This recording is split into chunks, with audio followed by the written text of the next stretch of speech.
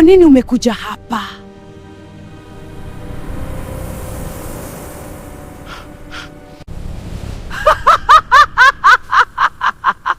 Leo Juma, utajuta kuingia katika msitu huu usikaha. Sinavyosi, sisi majina!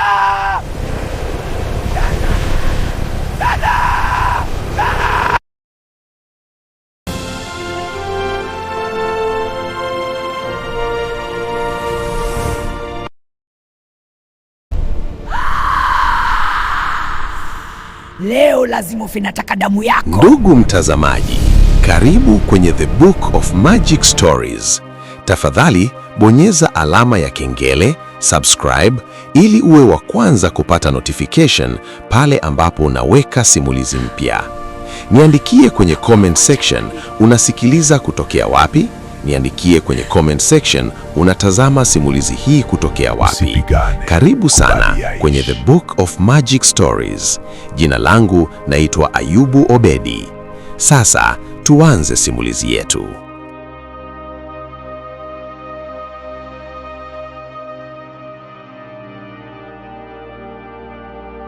Baraka aliposogea hatua ya pili ndani ya ule msitu, upepo ulipuliza kwa nguvu kidogo, kana kwamba ulikuwa ukimkaribisha kwa njia ya ajabu. Hakusimama. Alitabasamu kidogo, akifikiri hadithi zote alizosikia zilikuwa ni za kutisha watu tu. Lakini alipoendelea mbele, alihisi kitu kisicho cha kawaida. Ukimya mzito uliokuwa haupatikani hata usiku wa kawaida. Hakukuwa na sauti za ndege wala wadudu. Ilikuwa ni kimya kilichosikika. Alisimama kwa muda akitazama pande zote. Hii ndiyo ile msitu wanaogopa, alijisemea kwa sauti ya chini, lakini ndani yake kulianza kuchipuka hisia ya wasiwasi. Alitoa simu yake ili kuwasha mwanga, lakini ghafla simu ilizimika yenyewe. Alijaribu kuiwasha tena, lakini haikuitikia. Baraka alimeza mate. Labda betri imeisha, alijifariji, lakini alijua vizuri kwamba simu yake ilikuwa na chaji ya kutosha kabla hajaingia hapo. Alianza kusonga tena, lakini sasa hatua zake zilikuwa nzito. Kadri alivyozidi kwenda mbele, aligundua kuwa miti ilianza kubadilika.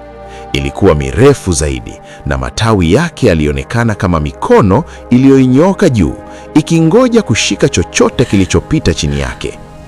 Kisha akasikia sauti ya chini kama ya mtu anayelia mbali sana. Alisimama. Sauti ile iliongezeka polepole. Haikuwa kilio cha kawaida.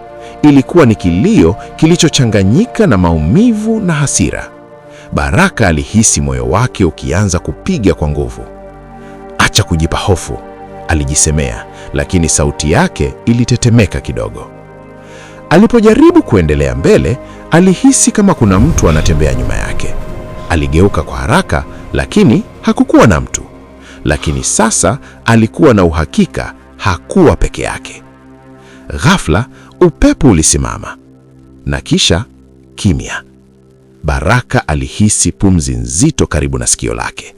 Alijaribu kupiga kelele, lakini sauti haikutoka. Aligeuka polepole, macho yake yakiwa yamepanuka kwa hofu.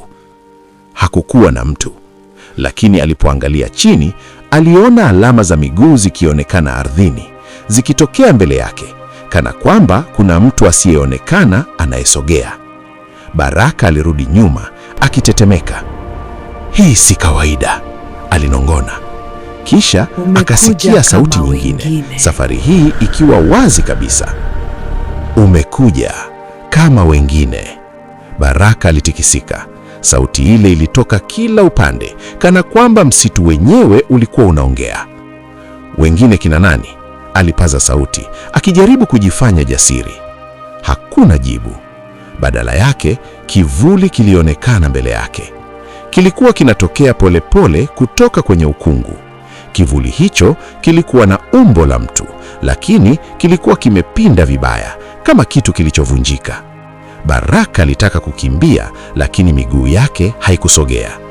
Kivuli kile kilisogea karibu zaidi, na taratibu kilianza kupata umbo. Uso wake ulianza kuonekana, Na hapo ndipo Baraka alipoona kitu kilichomfanya apige kelele. Ilikuwa ni sura ya Juma, lakini haikuwa Juma aliyemjua. Macho yake yalikuwa matupu, ngozi yake ilikuwa imekauka kama mti uliokufa, na midomo yake ilikuwa imefunguka kwa tabasamu la kutisha. Haupaswi kuwa hai, Baraka alisema kwa sauti ya hofu. Juma, au kilichobakia chake, alitabasamu zaidi. Hakuna anayekufa hapa. Sauti ile ilitoka, lakini haikuwa ya kawaida. Ilikuwa nzito, kana kwamba watu wengi walikuwa wakizungumza kwa wakati mmoja. Baraka alijaribu kujinasua, na ghafla miguu yake ilianza kufanya kazi. Aligeuka na kuanza kukimbia kwa kasi, akipenya kati ya miti bila kujua anakwenda wapi. Kelele za nyuma zilimfuata. Kicheko. Leo lazima ufinataka damu yako. Alipoangalia nyuma hakuona kitu, lakini alipogeuka mbele alisimama ghafla. Alikuwa amerudi pale pale alipoanza. Mti ule mkubwa uliokuwa na alama za mikono ulikuwa mbele yake tena. Baraka alitikisa kichwa, macho yake yakiwa jaa hofu. Haiwezekani, lakini ilikuwa kweli. Mti ule ulianza kutoa mwanga hafifu wa kijani. Mizizi yake ilianza kusogea polepole juu ya ardhini kama nyoka. Baraka alirudi nyuma, lakini miguu yake ilikwama ardhini tena. Hapana, hapana! Alijaribu kujinasua, lakini ilishindikana. Kutoka kwenye shina la ule mti, nyuso zilianza kuonekana. Nyuso za watu wengi, wanaume, wanawake, hata watoto. Wote walikuwa na macho yale matupu, na wote walikuwa wakimtazama. Kaa nasi. Nyuso zote zilinong'ona kwa pamoja. Baraka alilia kwa hofu, niacheni tafadhali. Lakini msitu haukuwa na huruma. Mizizi ilianza kupanda juu ya miguu yake, ikimkumbatia polepole. Alipiga kelele akijaribu kujinasua, lakini kila alipojaribu ilizidi kumkaza. Na hapo ndipo aliposikia sauti nyingine tofauti kidogo. Usipigane, kubali yaishi. Sauti ile ilisema kwa huzuni. Baraka alisimama kidogo, akisikia, kadri unavyopigana ndivyo unavyozama zaidi. Baraka alitetemeka. Nifanye nini? Kulikuwa na ukimya kwa sekunde chache. Kisha Juma akasema kwa sauti ya chini, kubali. Baraka alifumba macho yake, machozi yakiwa mtoka. Polepole alisimamisha upinzani wake, na mizizi ilimvuta ndani ya ule mti. Kimya kilirejea tena ndani ya msitu. Miaka ilipita tena. Hadithi ya msitu ilizidi kuenea. Watu waliendelea kuogopa, lakini bado kulikuwa na wale wanaodhani ni hadithi tu. Siku moja, kundi la watu kutoka mbali walifika kijijini. Walikuwa watafiti. Walikuwa wamekuja kuchunguza ukweli wa msitu huo. Wazee wa kijiji waliwaonya, msitu huo si wa kawaida, utawaondoka ni nyinyi, mmoja wao alisema. Lakini watafiti walicheka. Tumeona mambo mengi zaidi ya hayo, kiongozi wao alisema. Usiku huo waliandaa vifaa vyao na kuingia msituni. Mwanzoni kila kitu kilionekana kawaida. Walichukua picha, wakarekodi sauti na kuandika kumbukumbu. Lakini walipozidi kwenda ndani zaidi, vifaa vyao vilianza kuharibika. Kamera zilianza kuzima zenyewe. Sauti zilizorekodiwa zilikuwa na kelele zisizoeleweka. Na kisha mmoja wao alitoweka. Wenzake walimtafuta wakipiga kelele jina lake, lakini hawakumpata. Badala yake walipata kitu kingine. Alikuwa amesimama kati ya miti, lakini hakusimama. Aligeuziwa, waligundua kuwa alikuwa amekufa. Macho yake yalikuwa wazi, na ndani yake kulikuwa na kitu kisichoeleweka.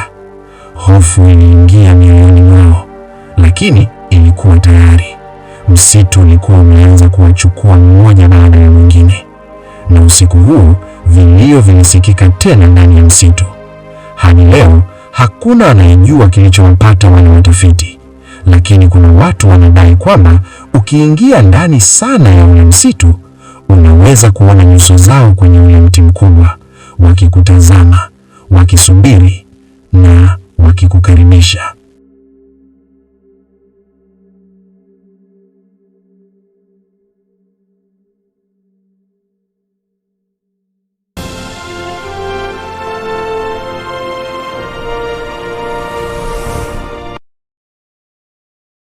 Ndugu mtazamaji, asante kwa kutizama simulizi hii mpaka mwisho, na pia kama umeipenda, niandikie kwenye comment section hapo chini, na pia unaweza kunitumia ujumbe mfupi kupitia namba yangu ya WhatsApp ambayo ni 0766947545, na pia kama una mchango wowote wa kifedha ili kuiboresha The Book of Magic Stories, unaweza kutuma kiasi chochote ulichonacho kupitia namba yangu ya M-Pesa ambayo ni 0766947545.